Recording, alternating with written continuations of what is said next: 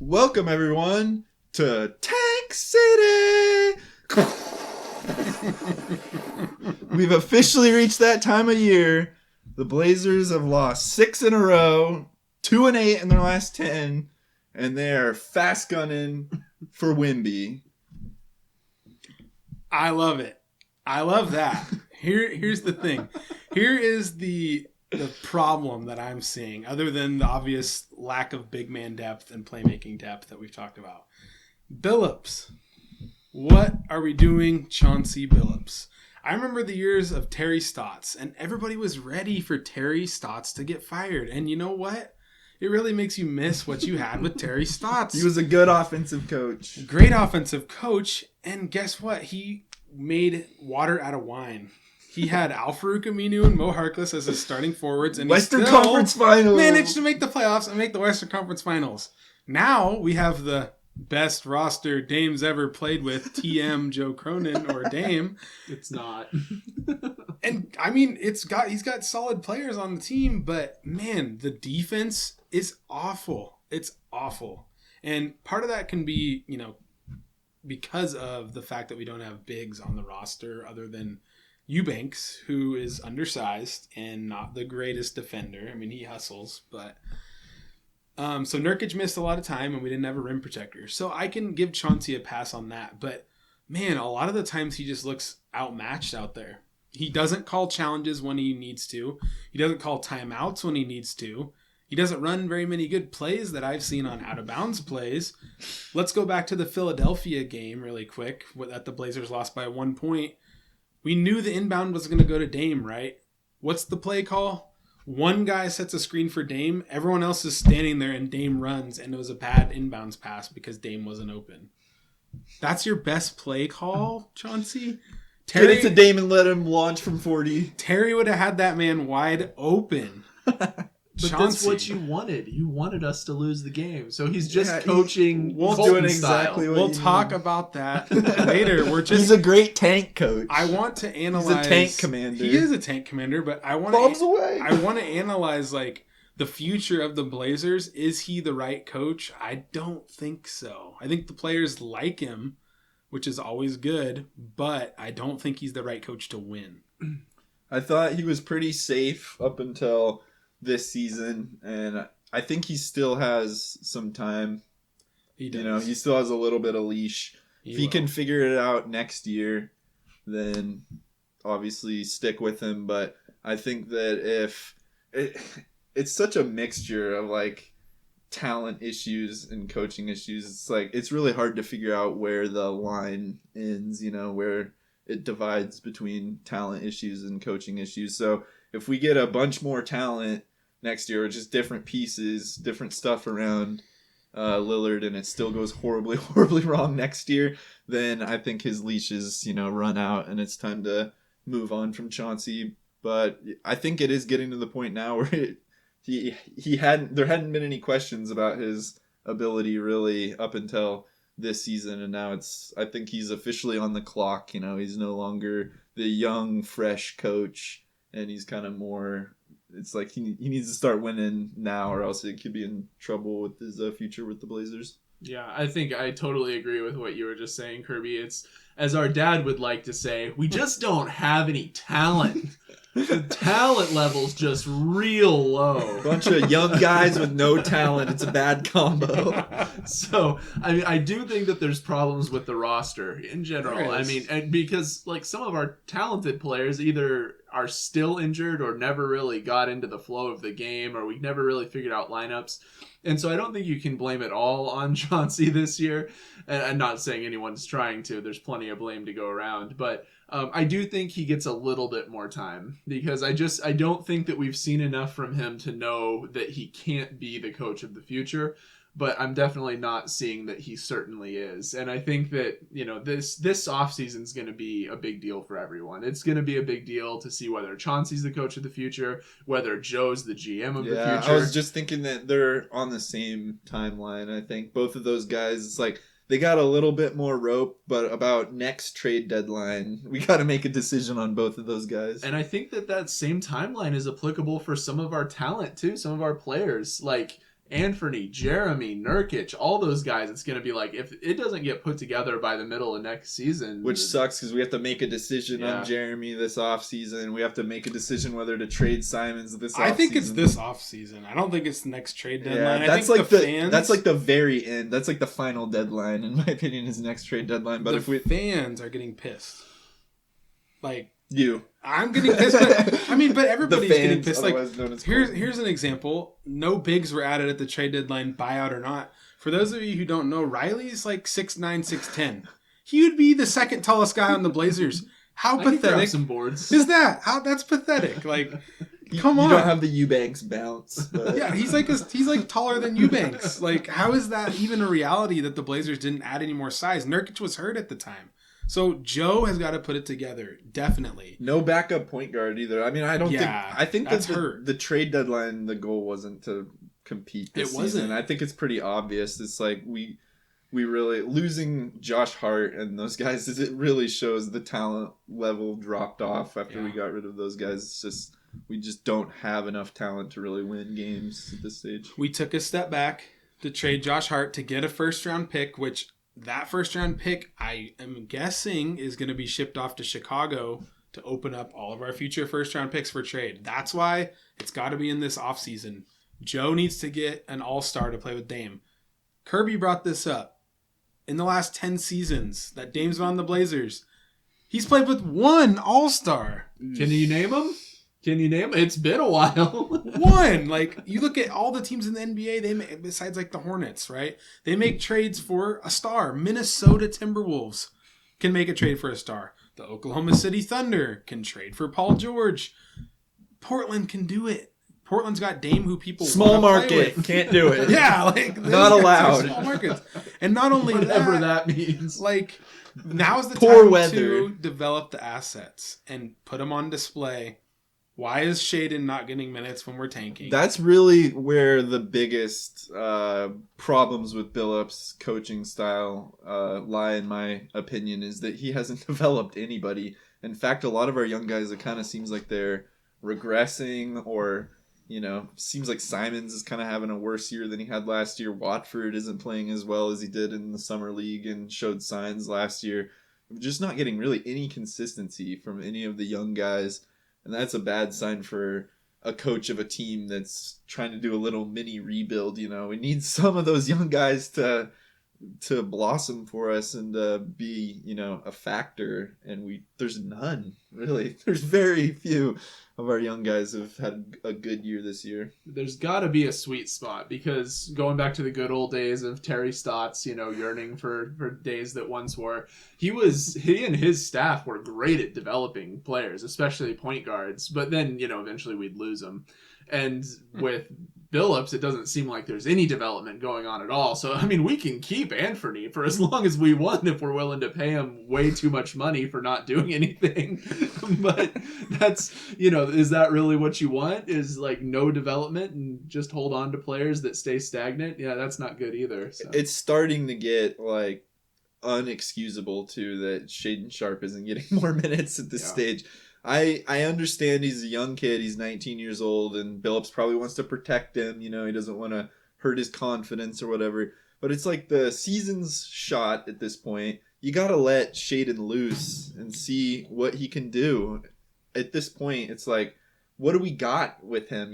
Start him on. I think start him, play him 30 minutes. I think he will. See what you can do with him once Dame gets shut down. But it should have happened already. Yeah, we want to see those two together and see what they're capable of in a backcourt. We're not winning. An issue though, like we mentioned, is that you can't play Dame, Simons, and Shaden all in the same lineup. Really, maybe you can if you're trying to lose. Yeah.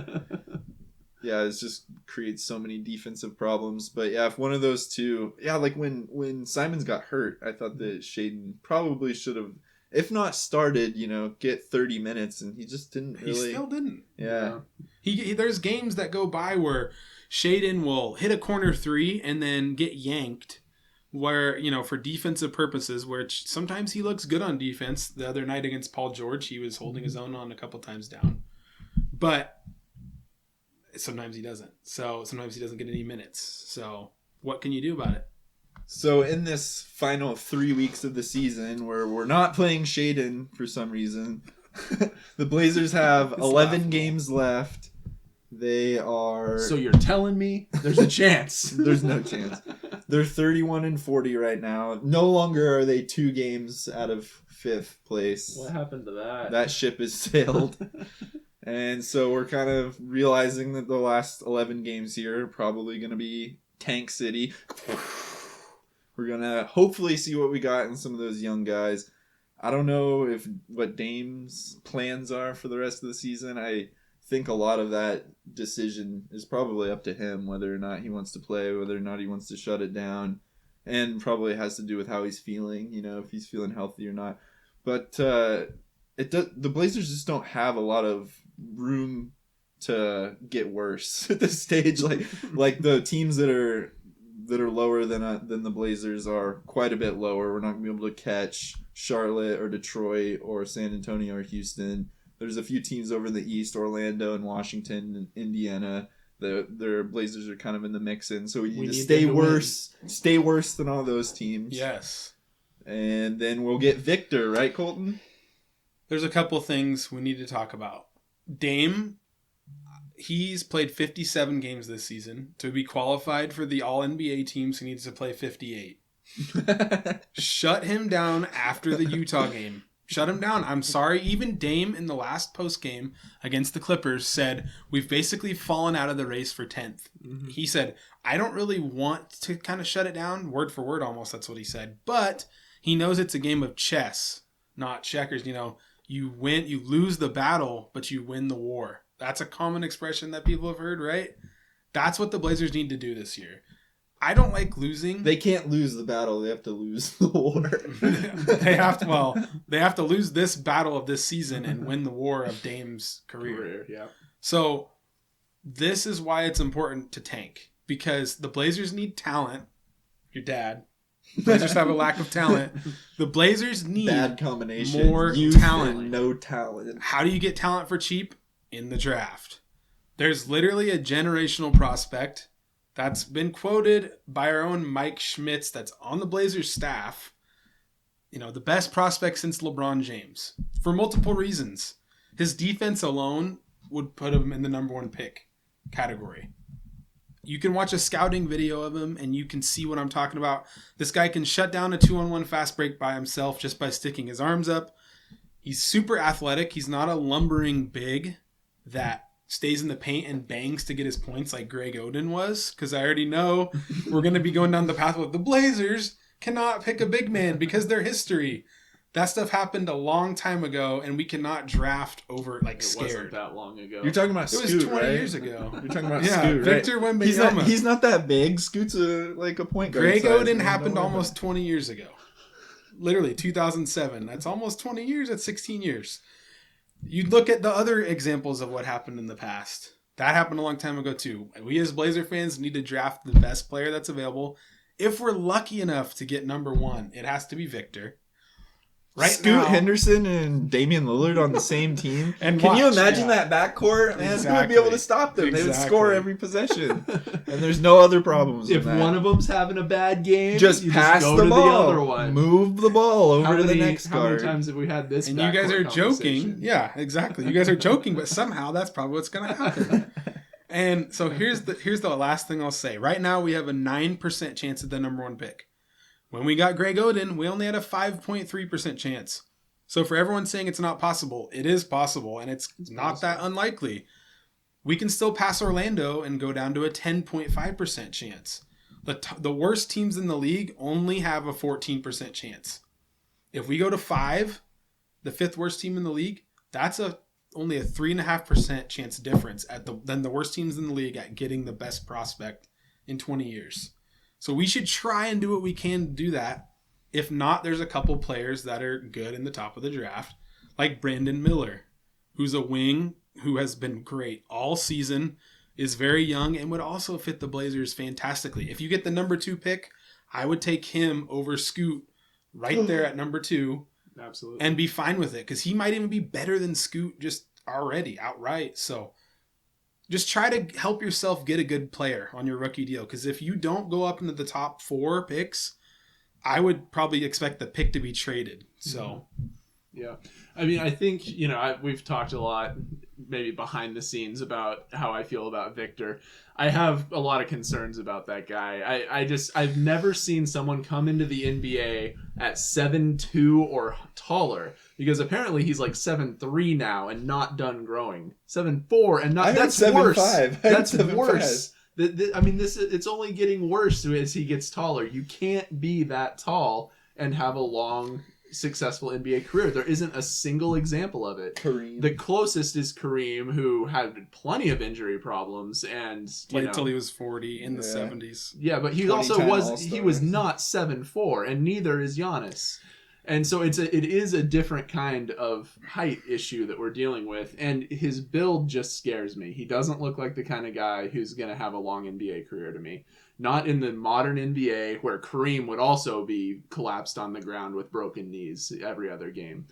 So I don't know that he's really the way to go. But in any case, if we get number 1, then that's, embarrassment of riches. We have some really good options. You have to take Victor. I don't think there's options. I think if we take end up him no in the matter top what. 3, though, then I think with Brandon, I think that could be a really good fit for us. We've needed that kind of player for a long time. 100%. And honestly, I would love to see him paired with Shaedon if we can get them some minutes together. So that's where I come down on that. I'm not. I don't think Victor is the savior.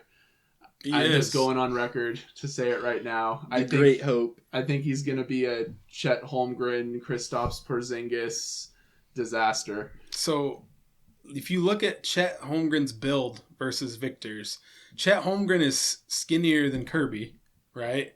And Victor... I mean, you're skinny. Appreciate it. That's a good thing. I know. I appreciate it. So Chet Holmgren is 7 feet tall and skinnier than Kirby.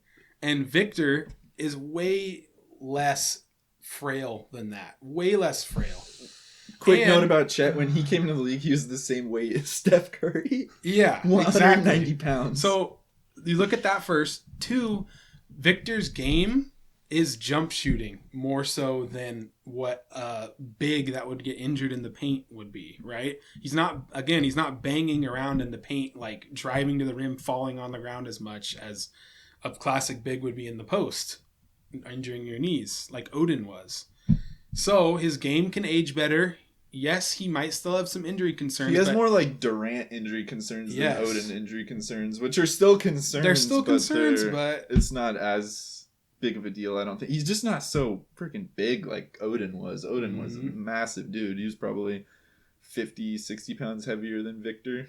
The thing with Victor, too, he's one of the few rookies that could come in and be a superstar right away and fit with Dame right off the bat. His defensive game is tailored for Dame's deficiencies on defense because he's so mobile. He can cover, he can defend the rim, but also he can kind of shut down a pick and roll by himself because of his wingspan and how quickly he can move. So that's a guy that could come in with Dame. Dame's going to be on an expensive contract coming up. We could use a cheap rookie superstar, and if he's this good player, we can't draft scared. We have to draft the best player in the draft. Yeah. That's all it is. But I totally agree with you on Brandon Miller. Mm-hmm. If you get the number 2 pick, that's a great other player to pair with Dame. Like, that guy is really good.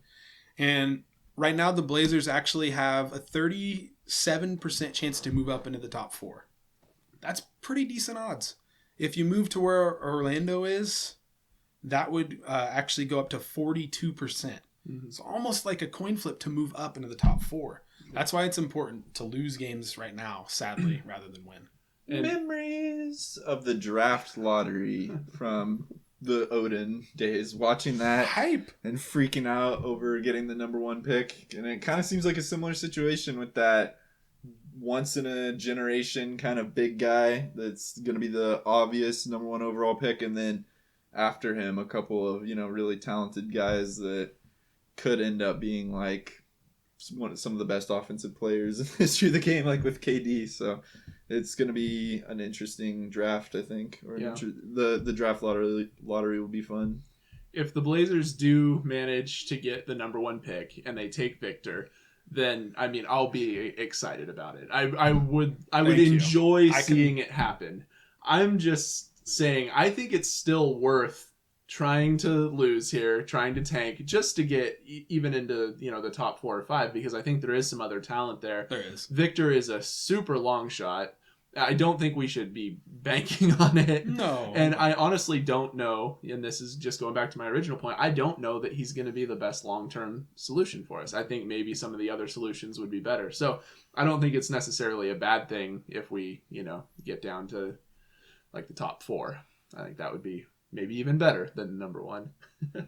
Let's go on record. You guys, let's stop talking about bad teams right now. We're talking about like the Blazers.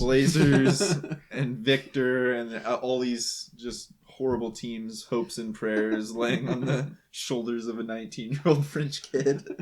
7'5". Let's talk about a Greek guy that's dominating, or a Serbian guy that's dominating. We got the season's quickly coming to a close. Like I said, the Blazers only have 11 more games. It's probably about where the rest of the league is. 11 more games or so. The playoffs are right around the corner. There's a few teams that have clinched recently. The Bucks and the Celtics both clinched. The Nuggets clinched the playoffs and their division. So I know what team Colton's going to want to talk about. There's only one team that I want to talk about. I'm not going to mention them. I'll just let Colton take it away. Let me tell you guys a little quick story. Before the season started, there was one analyst on this podcast who made the bold claim. I think I was probably like the only person in America besides Kings fans to say this. I predicted the Kings would make the Western Conference Finals. Light the beam! This season, and guess what? Light the beam! They're making a push for the 1 seed in the West. Nobody else would have thought that. Nobody. But me. They are the hottest team in the West right now. 8-2 in their last 10, won 3 straight. Denver is kind of self-destructing right now. They've lost, I believe it was 5 out of their last 7 games. They're 5-5 in their last 10. Yeah. So Sacramento is coming on strong. I'm not going to predict them to win the finals. I'm not going to predict them to make it to the finals. But just for Kings fans, they haven't made the playoffs in so long. Light the beam! I'm so hyped for Kings fans. I hope they hang on to the home court advantage. I want to watch their playoff games because their crowd is going to be insane. I'm so excited for Kings fans. Sabonis and Fox is a great duo. Don't forget the Red Rocket. Don't forget Keegan Murray, who I liked going into the draft. Don't forget Davion Mitchell, lockdown perimeter defender. Harrison Barnes. Their whole team. They're fun to root for.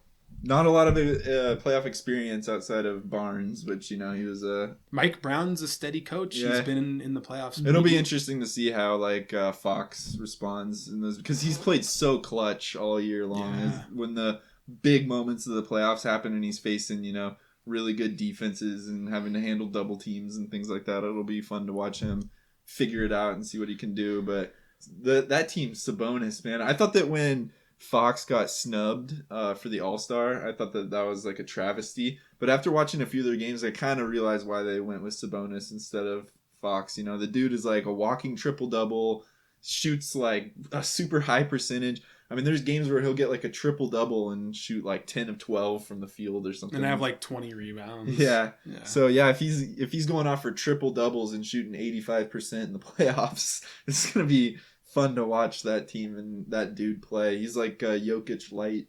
Yeah, not that the skilled big man ever really went away, but it is back in full force. It's fun to watch it come back. Because in the West, you have Jokic on Denver and Sabonis on Sacramento. And in the East, you have Embiid on the 76ers, which maybe not quite as finesse, but, an incredible shooter and really skilled. I think he's the MVP, by the way. Yeah, he's making a strong case for it. And then, going away from in further support of that, I mean, you look at Memphis, they lose their big men and their season is looking like it's in serious trouble now with, Steven Adams going down. Not that he's exactly a skilled big, but, he's a talented big guy. And they're having a lot of trouble winning games now, more than they were before because they're more built around their small ball handlers and shooters. Jaren Jackson's still playing lights out really on both ends. But, yeah, they just lost so much of their depth from the center position that it's going to be pretty hard for them moving forward, I think. They're still tied with Sacramento, to be fair, and to give them credit. Sacramento's going to beat them. Yeah, I believe it. Yeah. I believe it. Beam, light the beam. Yeah. I saw John Morant was back with the team today. He was like with them out on the court, and I heard that he's going to practice and try to play Wednesday. Well, there you go. He's coming back, and we'll see how they reintegrate him and make sure everything's good and he doesn't have any more Instagram Live gaffes. But that was pretty rough stuff. Yeesh, dude. But don't wreck it, man. The West is very interesting. I really... It's so weird to say. I could see most of the teams that are in the playoffs going all the way. I don't think the Nuggets are a juggernaut.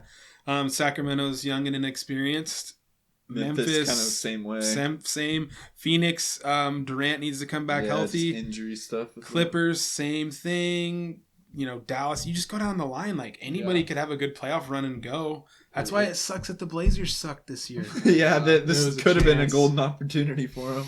It was a chance. Yeah. I mean, looking down, so I think that the East probably has the best teams right now. I think one of the teams from the East is probably going to win. Milwaukee, Boston, Philly. Yeah, but I'm more interested in watching the Western Conference playoffs, to be honest. I think we're going to have some really interesting first and second round matchups. Mm-hmm. I can't wait to see what Sacramento does. I think that, all those teams you just mentioned, like Phoenix, they could go to the Western Conference Finals, or they could be like a first-round bust, just depending on their health.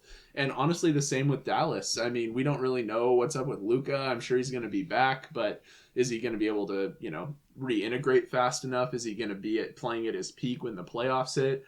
And he and Kyrie haven't really figured it out. I don't know if they're going to, but from what we've seen so far, they are not a juggernaut backcourt by any means. And so, there's a lot. And then you got Golden State there. Sitting at the 7th seed. They're gonna have to play Game 7 on the road. They have 7 wins on the road they right can't now. Win on the road. It's like, how is that gonna look when it comes playoff time? They're playing, these crucial games on the road, and they have no experience this season winning on the road. Can I just have one thing from the basketball gods other than Wembanyama going to the Blazers, because it's going to happen, speaking into existence, just like the Kings? What's your 3 wishes? Just like, the Kings, Wembanyama, and this is my third wish. The Kings, just the Kings. The Kings being the GOATs. I love you, the Kings.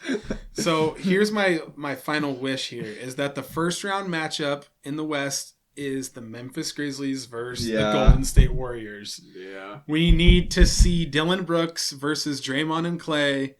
It would be so amazing and heated. It would just be a fun series to watch. No matter which team wins, there'd be so much amazing trash talking.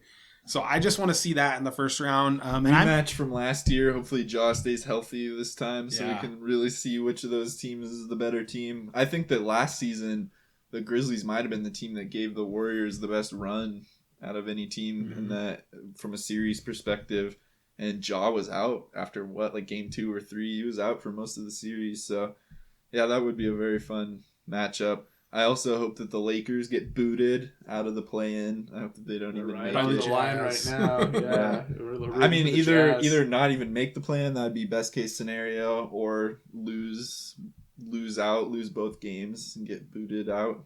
Well, if they're in 10th, they only have to lose one. Yeah, that's where they are right now, and they're tied for 11th with the Jazz. So LeBron is very much a question mark. His ankle thing seemed like it was pretty serious. I don't know if we'll see him again this season, honestly. The league is salivating at the thought of a play-in matchup of Curry versus Warriors LeBron. and Lakers. Wow, that would get a lot of views. That happened. Didn't that happen a couple years ago? I think it did. I think it happened maybe 2 years ago. Was it Curry versus LeBron? Yeah, I think so. And the Warriors won.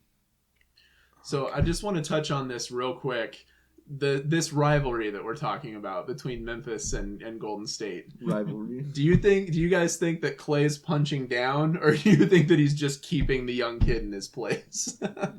I kind of like it, honestly. I don't mind it as much. I kind of like the... I just think it's good for the league. It's entertaining as hell. It's super funny to watch. Yeah. And I don't really have too much issues with it on either side. Dylan Brooks is obviously kind of a douchebag, but I don't hate it. He's kind of in that Beverly spot where it's like that's what he's got to do to make money in the NBA, you know, is be an instigator, be a defensive pest, be an asshole, and make a name for yourself. It's like, I don't really hate it all that much. And yeah, I kind of like that the Warriors, their response to it, both Draymond going on the podcast and Klay Thompson getting into it on the court. It just makes you want to see that matchup, which is good for ratings for the NBA. It is. I agree. The thing I don't agree with is the trash talking in the NBA sometimes turns into what I call shacting. Not shacting a fool, but rings. I have rings. You don't have rings. Where's the rings? Okay, Show me your rings. Say something else funny. Like, you can make fun of Dylan Brooks in a million ways. The fact that he has a punchable face. Anything. Like, just say something else other than that. I mean... What did he say? He said that he won't be remembered. No one in 10 years, no one will be talking about about him. it. When he retires, no one will remember his name. Wow. Just like I love it. him out of existence. I'm here for it. I love it. I mean, yeah. Poor Dylan and his millions crying. Well, yeah. Yeah, give me more of that. Give me more of those heated rivalries. So moving on to the Eastern Conference, that's where the superpowers are. Obviously, the Bucks, 76ers, and Celtics, all legitimate title contenders. Respect to Cleveland, too. Yeah. Been really good. Oh, yeah, for sure. Good, Donovan Mitchell's a freaking monster, man. He's so good. So athletic. He plays so much bigger than his size. He's like 6'1", 6'2", and he looks like Dwayne Wade sometimes with his finishing ability at the hoop. I think that out of the entire NBA, the title favorites are in the Eastern Conference. I think those three might have a better chance of winning the title than anyone in the West, potentially. Yeah. And out of those three, I think the Bucks are probably my pick as the strongest team in the league. They're just so deep. They got healthy at the right time. As long as everyone stays healthy, they're basically got their full complement of players. Middleton's back and looks awesome, like the player that they always need him to be, that mid-range master and pretty good ball handler and passer. Drew Holiday complements the rest of the team so well as just a defensive stopper, hits big shots, makes big plays. Brook Lopez, shout out Brook Lopez. The dude might be having the best season of his entire career this year. He's like, I think my pick for defensive player of the year probably. And also his shooting and scoring. It's just like, really, he's kept it his entire career. I'm a Brook Lopez fan. And then all the other guys that are around him, the Pat Connaughtons, the Wesley Matthews, the Carters, the Crowders, they just have a deep team. And who am I missing? I haven't even mentioned Giannis, the Greek freak, the guy that makes that team go, creates that whole aura of players around him. I think that they just have a little, from watching them, I just feel like they have a little bit more like poise than those other teams, potentially. As one of those weirdos who's an adult who likes Disney, it's ironic that the year that Disney is taking Splash Mountain away, Brook Lopez, a.k.a. Splash Mountain, is really having a career year. Bring it back, Brook Lopez loves Disney like nobody else, if you guys didn't know that. He's a big Disney guy. Sounds about right. So, I love the Bucks. The Bucks are my favorite team in the East. They're the team that, if the Blazers don't win, I want them to win. Shout out small markets. Yes, small markets. Superstars staying in a small market, building a championship contender. You'll love to see nice. It. Giannis is funny. He's never like cocky, really. Yeah, he has such a good attitude. He's really a pretty pleasant superstar to have in the NBA. 100%. No nonsense, no drama. He's just kind of takes his lunch pail to work and gets after it. You nailed it. That's the team I would want to win out of the actual teams that could probably win the title. On the flip side, who do I not want to win? You're not trusting the process over there? I don't want the 76ers to win. There's multiple reasons why. Doc Rivers, don't like him. It's also funny when he chokes. It's okay. He'll blow another 3-1 lead. Don't worry about it. It's so funny when he chokes. He still gets the job. He still keeps his job. It's funny. Gets another job. Don't like Harden. Do you guys like Harden? Does anybody like Harden? Harden has kind of rehabilitated himself into being less of the foul merchant, but he's still foul merchant. He is a hell of a passer. You can't deny it. He's a great passer. Great playmaker. Don't want him to win. Nah, me either. I want Embiid to be like, all right, I'm tired of these Philadelphia fans booing me when I have 40 points. So I want Embiid to be like, this place sucks. I'm out of here. And so I'm a Philadelphia hater. So if we have any fans from Philadelphia watching this, I'm a hater. Couple of things to touch on. You guys kind of got to this, but for one thing, I never want to hear again this whole you can't get anyone to come to a small market thing, or like it rains in Port. Have you guys seen the weather in Milwaukee? Like, I promise it's worse than it's You just here. have to have a generational, once-in-a-lifetime player to bring all those other guys there. Victor. Yeah, for real. That's not a bad comparison. You could be our Giannis. But also, I don't think that Milwaukee would only have 20 losses if it wasn't for Brook Lopez. So shout out to him. Definitely. And that dude's a boss. I also agree that I think the champion this year is going to come out of the East. All three of those teams that we're talking about, Milwaukee, the Sixers, and the Celtics, have less losses than Denver does in the West. And they've all had to play against each other. So I do think that the East is more of the juggernaut this year. I'm very interested to see who comes out of the West and who can try to challenge them. But I think that Milwaukee has a really good shot at putting a title run together this year. They seem to be getting it together at the right time, getting healthy at the right time, and they've built a really well-constructed team. I didn't even mention Bobby. Sorry, Bobby Portis. Shout out. Also, Grayson Allen out there kicking your way to a championship run. He can go to Philadelphia. So we can boo him too. Kick Harden right in the beard. And Boston's been kind of up and down. Yeah, Boston's especially kind of the last few fallen weeks lately, and Tatum has really, really struggled. I don't know. Ime Udoka, you can talk about the off the court stuff all you want, but it seems like their new coach, he started off really good. Bit of a step down, and it's hard to tell. We'll obviously see in the playoffs. Yeah, we'll see in the playoffs. Because they're deep. That's the thing about all those teams, is, especially with the Celtics and the Bucks, is they're just loaded top to bottom. Like, really a lot of talent on the team. I think that both of those teams, they were the two, favorites out of the East last year, and I think both teams got better. Both teams got deeper. Like, the Celtics added Brogdon and some of those guys, and the Bucks added like Crowder, and obviously bringing Middleton back. So I think that those two teams were one of those teams is going to go to the finals last year, and I think that both of them got better trying to make that championship push. So let me ask you guys a question, and let's see. I mean, I don't know personally, but so if we look at the top 4 seeds in the East, including Cleveland as the 4th seed, you have New York Knicks, Brooklyn Nets, and then you go down to the Heat and the Hawks, and then, like Toronto and Chicago in the play-in.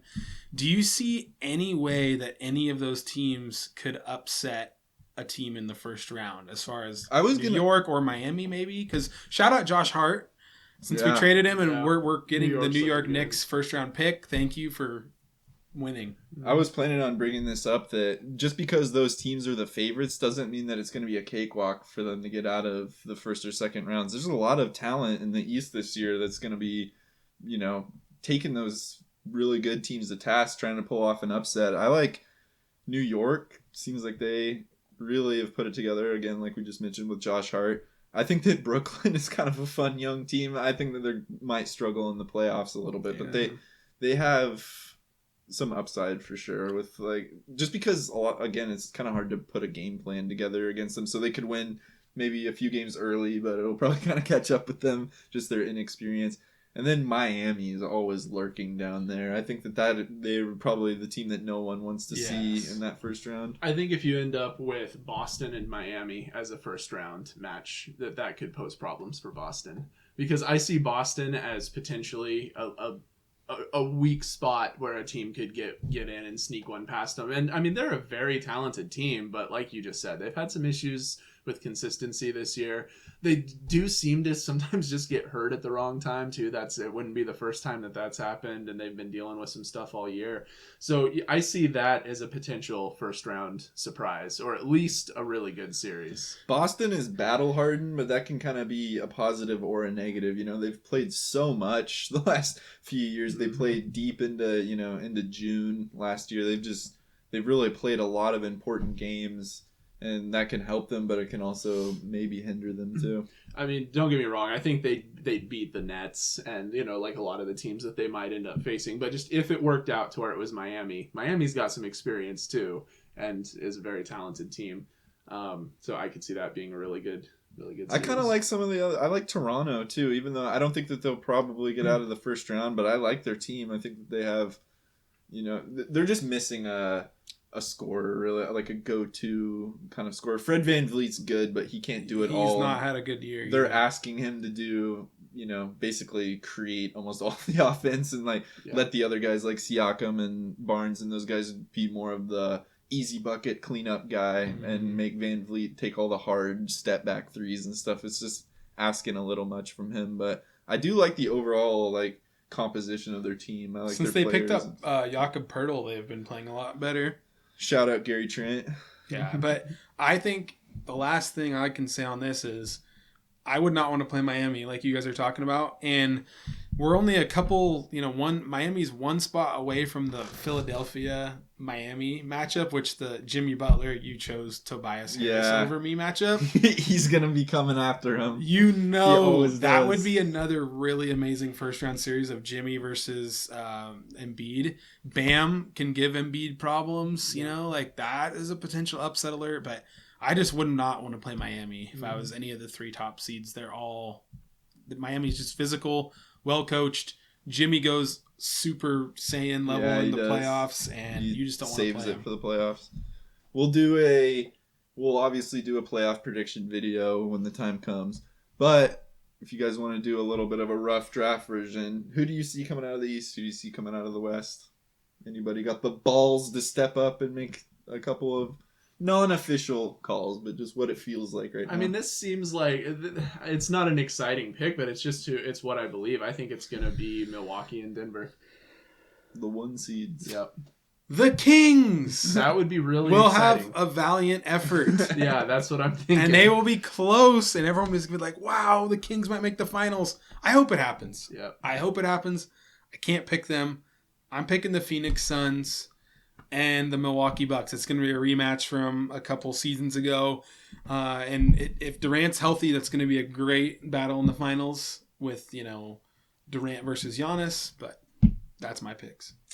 Yeah, it's tough for me. I'll probably say the Bucks over. I think I'm going to latch onto your position and go with the Suns. I could also see the Nuggets. I could also see the Clippers in that Western Conference spot. The rest of the teams I have a lot of question marks about. Thanks for watching. See you guys next time. Blazers are getting Victor. Bye.